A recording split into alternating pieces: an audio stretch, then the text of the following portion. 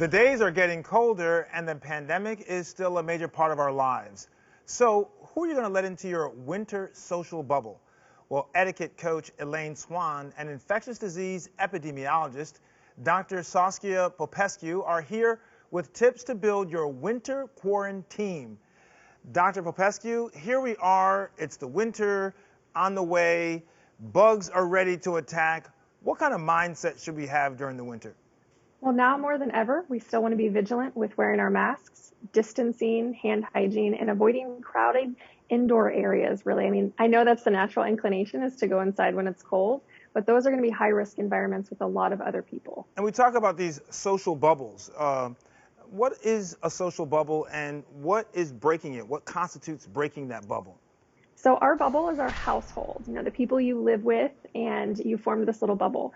Well, we know that as winter, moves on and it's the holidays and people might have children, it's important to potentially consider expanding that. So what we often do is merge bubbles with another household after you've had agreements about safety, what constitutes exposures and high-risk activities, because a break in the bubble means you let someone into your household that expands risk. So each person outside of your bubble increases the potential for exposure. So if you have a friend over or you go visit someone, that would be a break in your bubble. But expanding your bubble and merging it with another family or a friend can be done safely, but it just means you have a lot of conversations, you're smart and very strategic about it.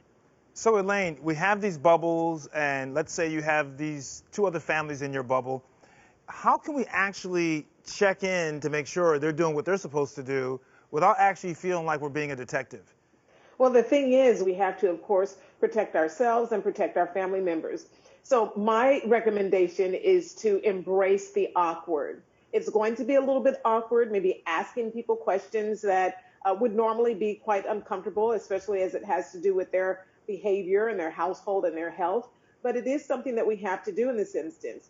The thing is, don't interrogate people. Instead, allow your questioning of their behavior to be more kind and considerate and allow it to be dripping with concern for yourself and for others. So ask them, hey, what are you doing? Have you been wearing your mask? Or even ask them, how do you feel about wearing masks? Or how do you feel about practicing social distancing? What have you been doing? And so I think when we ask those sorts of questions, that will give us the intel that we need to know.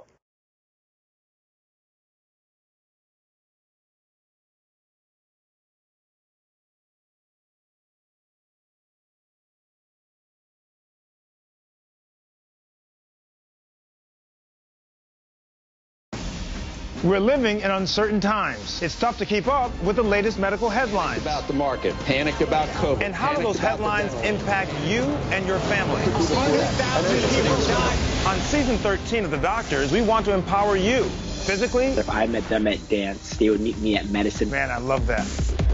Emotionally. If I can change my thoughts, I can change my feelings. And medically. He doesn't have his mask up, which is not a good thing. This is the $1 million question, maybe the $1 trillion question. This is so critical for people to hear. We're giving you the inside track on health and wellness so that you can get back to the life you deserve. It's time to take back your power. The Doctors, now more than ever. Premieres September 21st.